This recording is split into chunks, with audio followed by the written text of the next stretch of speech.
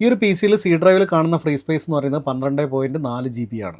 ഈ ഒരു കമാൻഡ് ചെയ്തിട്ട് എൻ്റർ ചെയ്യുകയാണെങ്കിൽ നമുക്ക് 5 GB-യിലധികം വരെ ഫ്രീ സ്പേസ് ക്രിയേറ്റ് ചെയ്യാൻ പറ്റും. കാണിച്ചു തരാം. ഞാനിപ്പോൾ എൻ്റർ ചെയ്തു, ഒന്ന് റീഫ്രഷ് ചെയ്യുന്നുണ്ട്. റീഫ്രഷ് ചെയ്ത് കഴിഞ്ഞപ്പോൾ 17.2 GB നമുക്ക് ഫ്രീ ആയിട്ട് കിട്ടിയിട്ടുണ്ട്. ഇതെന്താണ് ഈ കമാൻഡ് ചെയ്യുമ്പോൾ സംഭവിക്കുന്നത് നോക്കാം. ഈ കമാൻഡ് ചെയ്യുന്നതുകൊണ്ട് എന്തെങ്കിലും പ്രശ്നങ്ങളുണ്ടോയെന്നും നോക്കാം. ഞാൻ ലാസ്റ്റ് അപ്ലോഡ് ചെയ്ത വീഡിയോയിൽ പി സി എങ്ങനെ ഹൈബർനേറ്റ് ചെയ്യുന്നതെന്ന് പറഞ്ഞിരുന്നു. ഹൈബർനേഷൻ നമ്മൾ കമാൻഡ് മോഡ് വഴി ഇപ്പോൾ ഡിസേബിൾ ചെയ്യുകയാണ് ചെയ്തിട്ടുള്ളത്.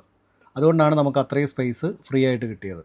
ഞാനിപ്പോൾ സി ഡ്രൈവ് ഓപ്പൺ ചെയ്യുന്നു. സി ഡ്രൈവിൽ ഹിഡൻ ആയിട്ട് കുറച്ച് സിസ്റ്റം ഫയൽസ് ഉണ്ട്. അത് കാണാൻ വേണ്ടിയിട്ട് 3 ഡോട്ടിൽ ക്ലിക്ക് ചെയ്തിട്ട് ഓപ്ഷൻസ് എടുത്തതിന് ശേഷം വ്യൂവിൽ പോയിട്ട് show hidden files and folders കൊടുക്കുന്നു. അതോടൊപ്പം തന്നെ hide protected operating system files enable ചെയ്യുകയും കൂടെ ചെയ്യുന്നു. അപ്ലൈ ഓക്കെ കൊടുക്കുന്നു. അപ്പോൾ ഇവിടെ കുറച്ച് ഫയൽസ് ഹിഡൻ ആയിട്ട് കിടക്കുന്നത് കാണാം. ഇവിടെ ഹൈബർ ഫിൽ ഡോട്ട് സിസ് എന്ന് പറഞ്ഞിട്ടൊരു ഫയൽ കാണാം. ഇതിന് ഏതാണ്ട് ഒരു 5 GB-യോളം സ്പേസ് യൂസ് ചെയ്യുന്നുണ്ട്. ഹൈബർനേറ്റ് ചെയ്യുമ്പോൾ സംഭവിക്കുന്നത് എന്താണെന്ന് വെച്ചാൽ നമ്മൾ വർക്ക് ചെയ്യുന്ന സ്പേസ്, അതായത് റാമിലുള്ള കണ്ടൻറ്റ് ഈ ഒരു ഫയലിലേക്ക് സ്റ്റോർ ചെയ്യുകയാണ് ചെയ്യുക.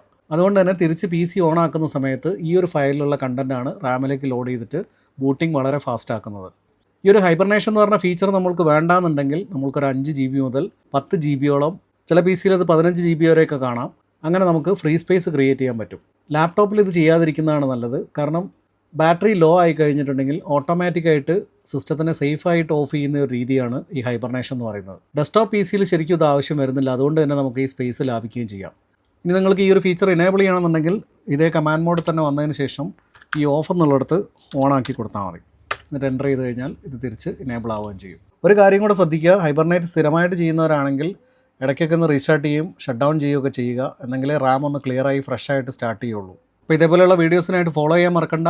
അറിയാത്തവർക്കായിട്ട് ഈ വീഡിയോ നിങ്ങൾ ഷെയർ ചെയ്ത് കൊടുക്കുക. പുതിയൊരു വീഡിയോ ആയിട്ട് കാണാം.